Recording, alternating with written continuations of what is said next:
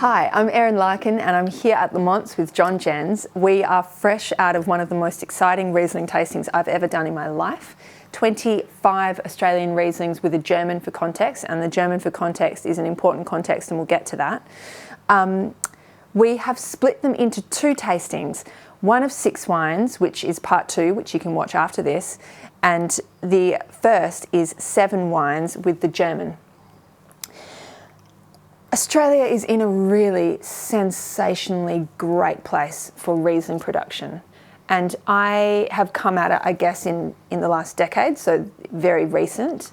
But what I see is just unbelievable wines. And we've thrown in some here that are, I mean, these are our highest pointed wines, but we were intentional about this one in particular because this comes in at sort of a fifth of some of the prices of the other wines that we look at. And it's an incredible wine. So really, I mean, I think what we've looked at is a full picture of Australia. So 26 wines. I want to swing back a little bit if I can for a second. So I'm in my 70s. I got into wine because I loved Australian Riesling and I loved what John Vickery was doing. I quit my job in statistics at Ford Motor Company. You wouldn't guess the statistics bit. Because I loved Riesling so much, I went to Roseworthy Wine College and it was all because of Riesling. I've loved it since day one. The 73s from Buring's were great. There have been many, many great ones since. And despite all of that, despite everything since, despite the great winemakers of the past, the Rieslings that we've seen today and that we're seeing in recent years have never been better. Yes. These are the greatest Rieslings Australia's ever made and ever seen. These are wonderful wines. Yeah. The beauty, and every wine nerd that you know, if you're not one yourself, you'll know someone that will be able to explain and confirm this. But Riesling, of all of the varieties in the world, perhaps, is one of the most clearest expressions of the dirt and the ground and the sky in which the vines were grown. These wines mainline their terroirs and they're in the bottle, and what we're tasting here is all of these regions. And it's, if you want to know what a region tastes like, drink the Riesling if it's grown there. So starting in with wine number 1, which is in my glass here and John's first glass here, is the 2019 Castle Rock Porongurup Riesling. Now, I've been a vocal proponent of this wine, this vintage, all the vintages, but this vintage very recently. I absolutely love this wine. At $24, I mean, you might pay more, but most times you'll pay less. At $24, this is underpriced, to say the least. I mean, it is so clear. It speaks so clearly of the Porongurups. For me, that speaks of white chalk, white florals, succulent acidity. There are no ripe stone fruit characters in the Porongurup. It is all citrus pith, all these. It is fine, it is detailed, it's got structure, it's got integrity, there's a bit of texture. I love it. Okay, so Castle Rock with the Deletti family and Plantagenet in Mount Barker itself make many of the Rieslings in the Great Southern under contract. Robbie Deletti, great winemaker of the year many years ago, very good operator, has won trophies for 5 different varieties from this tiny, unheard of vineyard in the middle of effing nowhere. Unbelievable. This guy is really good. He hosted a tasting some years ago at up in Netherlands at an old stall that we had. It might have been over at Michael Tamburi's, La Vigne, I reckon. I can't remember which. And going back 10 or 15 years with the Rieslings, they were spectacular. They're delicious when young, better when they're aged. Absolutely wonderful wines. I thought, despite all the great wines in the trophy wins, and he's won plenty of trophies with Rieslings, the 2003, maybe the 2008, picked up trophies in Sydney and Melbourne, wonderful stuff. I thought the 16, the 18, and now the 19 are even better wines. These are delicious. Yeah. You used the word succulent. They're juicy, but all with restraint, fineness, elegance, beautifully looked after. But the key thing about Robbie is he also makes wines for some wonderful other producers, yes, he does, including the great Rieslings from Duke's Magpie Hill Reserve, which James Halliday has, which we're going to look at in a little while, which James Halliday has given 2 of them in his 7 highest pointed Australian Rieslings ever, and one of them his highest pointed Australian Riesling ever. We're looking forward to it. A whopping 99 points. Whopping. Just a little bit about this, because if you haven't been to the Porongurup, and many people haven't, but that's a crying shame. It's so beautiful. This vineyard, you sort of drive in quite a narrow driveway, sort of a bit windy. There's a vineyard up on your left, bush, just beautiful, untouched Australian bush on the right.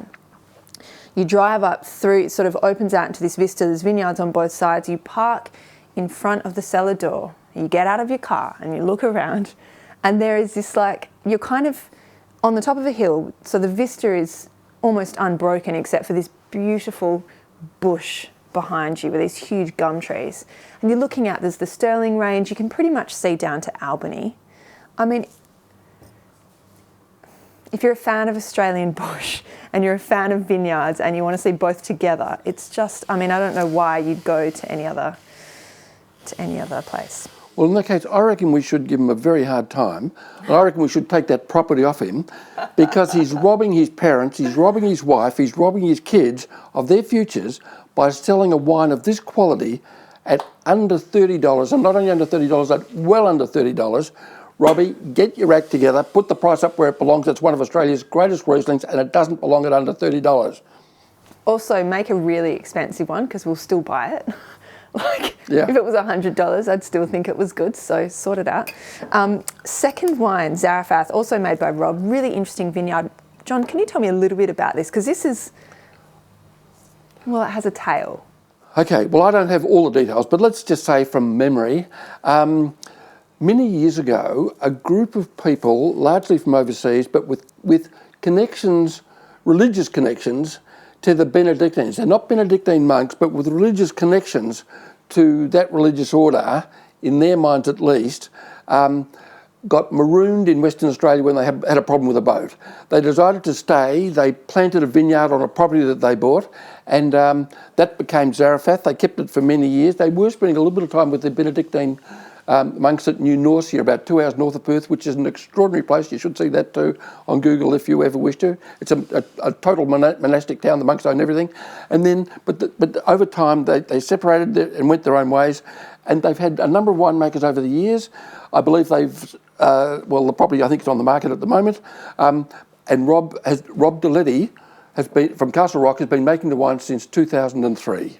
One of the cool parts about this vineyard is the Benedictine monks. Do we call them monks? Not monks. Well, they were, I can't remember the word for it. They're American anyway. Yes, yeah. They worked that land and created its own kind of water courses and dams, and they had their own isolated community there where they had a internal economy, and everything ran on their own. It's a really, really interesting story. And the first time I came across this, I was judging at the Mount Barker Wine Show in 2016, and the 2015 won Wine of Show that year.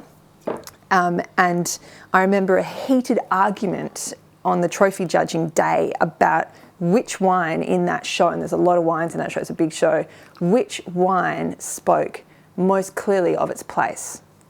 And it was that wine. I mean, there was fingers pointed and there was yelling, and that wine just stood up on the shoulders of the others and spoke of the Porongurup, and I just have been enamoured by it ever since. Wine number 3, Jim Barry, Florita. This is a really well-known wine, and one of the reasons why we included it, apart from the fact that it scored very highly in this tasting, was that we are looking at another Jim Barry wine, and we look at another in the second part. The Florita is how much? $30, $40? I'm not quite sure. Yeah, really, again, a very cheap wine number 3, and speaks really well of its place and its style, and I really loved it. I was a gold on this. I thought it was great. Okay, different style to what we see in Western Australia, because our home base is Western Australia. So the Florita vineyard is one of the great Riesling vineyards in Australia. Used to be owned by Lindemans, and they owned Leo Buring's. And then many years ago, after takeovers, from various international companies, one after another. Lindemans had their properties sold off, and the Florita vineyard was picked up by the Barrys. Was regarded at the time as very close to, if not Australia's greatest Riesling vineyard. Yeah, a beautiful wine. Very different flavour profile and very different flavour shape to the other Rieslings that we looked at.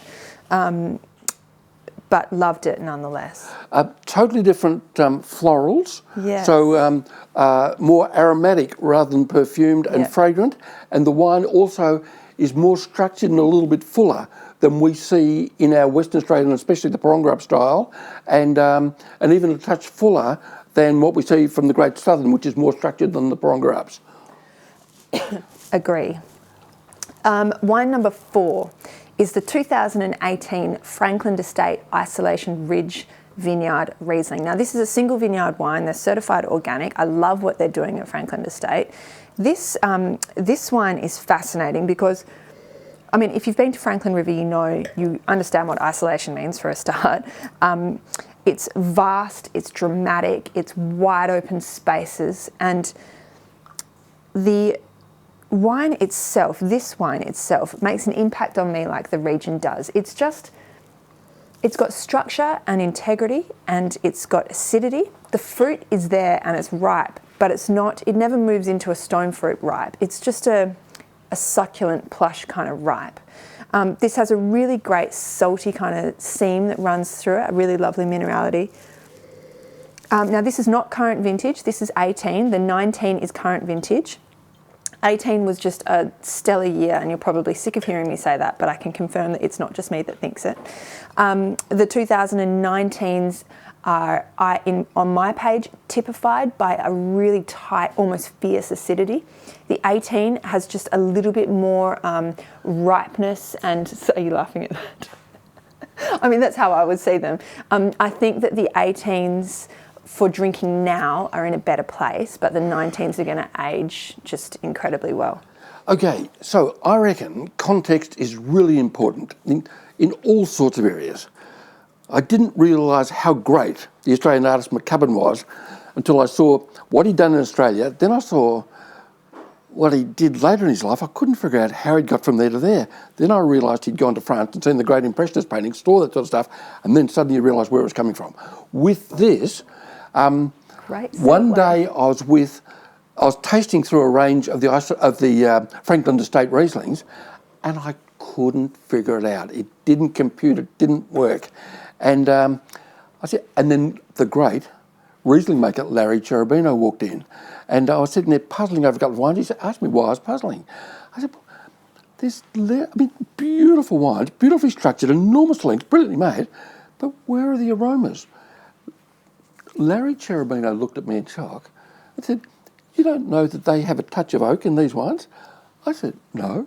He said, "JJ, get your act together. For goodness sake, I expect more of you than that." And then I started to do some homework, and I've spoken to Elizabeth down there even this morning. They get about 5% of wooded material from Foudres, and they've got a couple of bigger barrels as well, that they blend back in, which just mutes the aromatics but adds complexity. And I'd also really like to say that the family, Barry Smith, Judy Cullum and their children have been promoting in a way that no one else have. Not even Jeff Grosset has done what they've done to promote Australian-German Riesling relationships. They have sponsored year after year after year after year several, up to 10, 12, 13 German Riesling makers at a time to come to Australia to promote Riesling in this country in a way that no one else has ever done because they believe in it so strongly. Extraordinary family, slight Germanic practices in here, great wines. I loved your word of minerality in this one, enormous length, brilliant finish, brilliant aftertaste. Minerality was the key that came to me. Very different to the other wines in the lineup, I felt. But lovely wine and one of the very best. Yes, really, and I think it typifies Franklin River, but there's a real, the acidity has a real hardness, and I say that in a very good way. This is a really, really serious wine, and I do think that they need aging. About $45 a bottle, which is, again, very, very well priced. Now, you were talking about Australian and Germanic relations. There's no better segue for that than this wine. So that wasn't set up. No, that wasn't. It was just nicely done. So there's two wines, one that we're looking at in this tasting and a second that we're looking at in the second tasting. And I've got the link to it in the comments below, so you can have a look for that. But this is fruit grown in the Mosel by the Lucen family, made by the Barry winemakers. So it spent some time in stainless steel on fine lees. There is no oak, there's no Germanic work. This is an Australian wine made in Germany from German fruit. If we're looking at the two wines together, because the other was the opposite collaboration, it was Australian fruit made in a Germanic style. It spent time in oak and on lees and all those things. Of the two, well, I was just about to ask you, do you have a preference of the two? yes, I prefer this one. Aha! I preferred this one. But, I mean, they were both beautiful, exciting, delicious wines, and I'm so grateful to the Barry family for making wines that are so different and so boundary pushing and so beautiful. But if I'm drinking it myself, I would rather drink this one, but love both. Erin and I take great pride in having our own views, and if you think I'm opinionated, you should see her. But we stick to our own guns.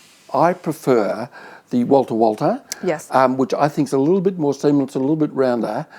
This wine is full flavoured, rich, but dry. Yes. It's not. It doesn't come over as being sweet, but it does come over as being a little bit viscous, but dry viscosity. There's a richness. Sometimes viscosity is mistaken for sweetness. They're quite different. But serious length, serious finish, serious aftertaste. I prefer the Barry's other collaboration by a whisker. In comparison to where you're at. I think that I was looking at scores around the country from wine writers, and I think that you're in line with the majority of other writers in the country. I realise that I'm making a slightly atypical choice, but I just love what is happening here. I just think it's silky and plush and delicious, and I love it. I don't know which, in terms of order, we've got them in this order. I'm actually, if you could swap your glass, John, I'm just going to do this because I think that we need to discuss the Dr. Lucen wine first. So this is a Dr. Lucen wine. It's from Wehlener Sonnenuhr in the Mosel. It's a Kabinett, which means that it's lighter, slightly sweet, delicious, juicy. I bought this the other day at Swanbourne Cellars, Liquor Baron Swanbourne, because it was $45, and I thought, what better way to look at this wine than next to, I mean, we've got the Florita here, and we've got a Dr. Lucen wine. I just love this wine. It's so pretty. If you want an entry into German Riesling and you're not sure where to start, I mean, Dr. Lucen does do an entry-level Riesling called Dr. L. It's about $25. I used to sell quite a bit of that when I worked at a bottle shop. Brilliant. But this is just a step up and better. I love this wine.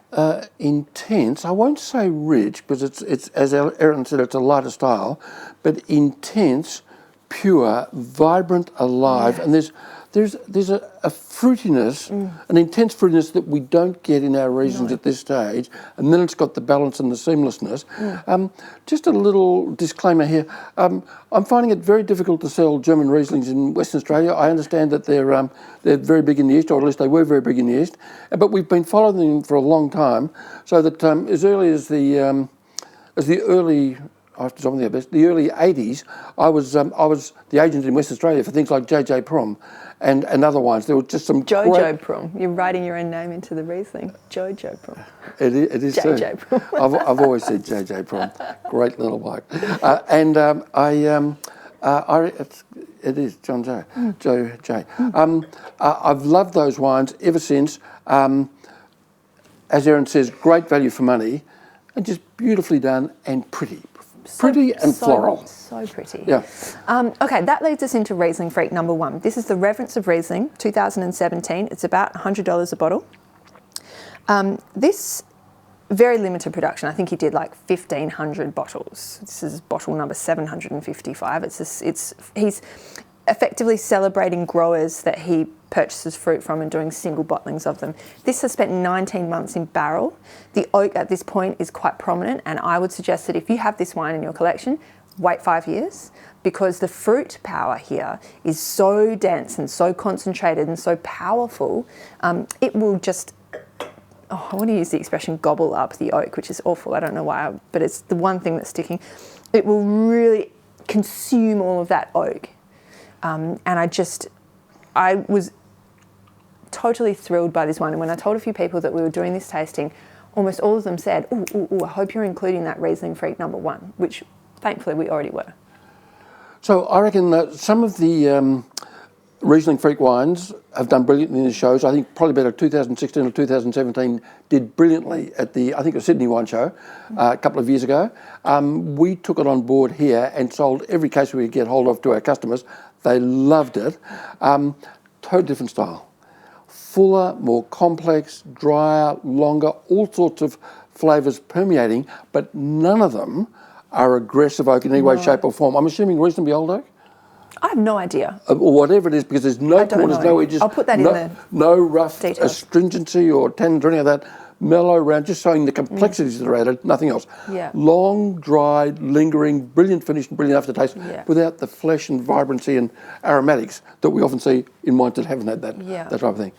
Beautifully structured, but without aggression in any way, shape or form. Totally unique. And in the lineup of 26 that we did, this is, apart from one other, which you might hear about a little bit in the second video, this certainly sticks out as a very, very memorable, beautiful wine. So, John, I think that kind of wraps up part 1 of this tasting. If you're interested in seeing any of the other wines that we looked at, and I would suggest that if you like Riesling, you probably are, I've done a full article link down below, 26 wines with points, and can I include yours? Your scores? Of course, with great pleasure. I'll include John's scores as well so that you can see how we differ, because where John loves something, I may not, and where I love something, John may not, and that's quite cool because that sort of tells you that it's okay to be different. I am just really proud of Australian Riesling. I've said it before, I will say it again. We make really incredible Riesling and a very diverse range of styles. So if you don't drink enough Riesling, please fix it, sort yourself out. And buy some of these. Buy some of them. There's a plethora of styles that you could get into, and we love all of them. So cheers, John. God bless. Thank you for coming down. Thank you very much.